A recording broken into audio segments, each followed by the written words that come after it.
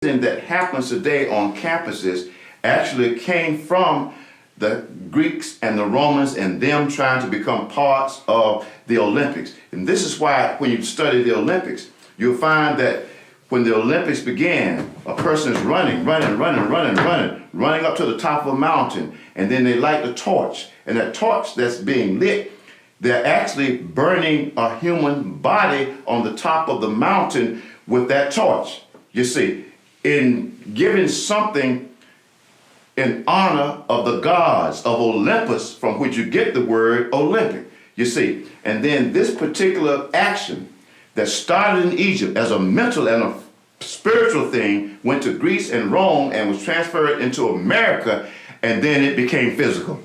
So therefore today we see that hazing is something that we do and we actually don't understand it. But in this lecture, if you choose it as one of my subjects to do on your campus, we will go all the way back to the beginning, and we'll even talk about the origin of the gymnasium and the origin of Lesbos and the origin of homosexuality among the Greeks and the Romans, and it will be one that you will greatly enjoy.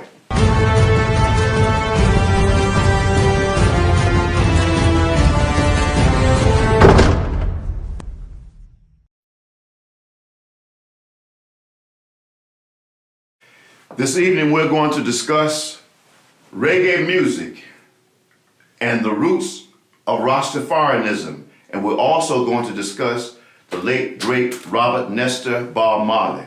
Now when we look at reggae, we find that reggae music started in Jamaica.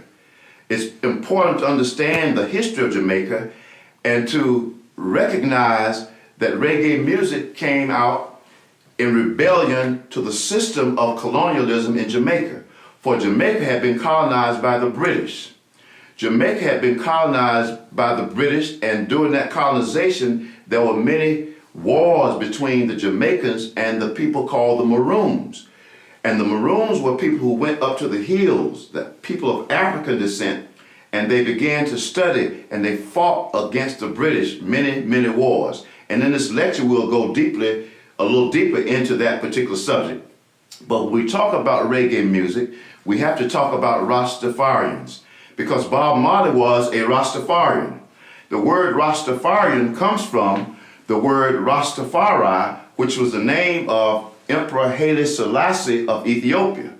Now Haile Selassie in Ethiopia was the only African country that was never ever colonized by Europe. Selassie and his army fought against Mussolini, and they were able to hold back the armies of Mussolini. And so when Marcus Garvey made the statement in about 1930 that a great king would be crowned and one day he would rule the earth, and when Selassie was crowned emperor of Ethiopia, the Rastafarians, who were not Rastafarians at that time, said that that must be the one that Garvey had predicted would come, or that Garvey had prophesied would come. So when Selassie was crowned, being able to trace his lineage all the way back to the roots of King David and Solomon and even the African Jesus in the Bible, then the Rastafarian said this must be the one.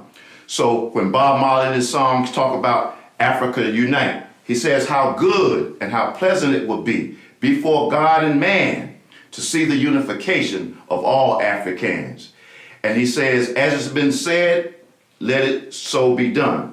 And when you study the Rastafarian culture, you'll find that the dreadlocks are also important to Rastafarianism. And in our lecture on Rastafarianism, we'll discuss the origin of the dreadlocks.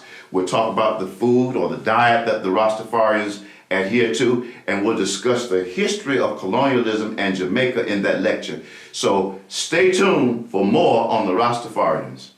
If you decide to book with Dr. Bruce Bridges and the diversity program, there are also several other topics that we're able to speak upon, such as student leadership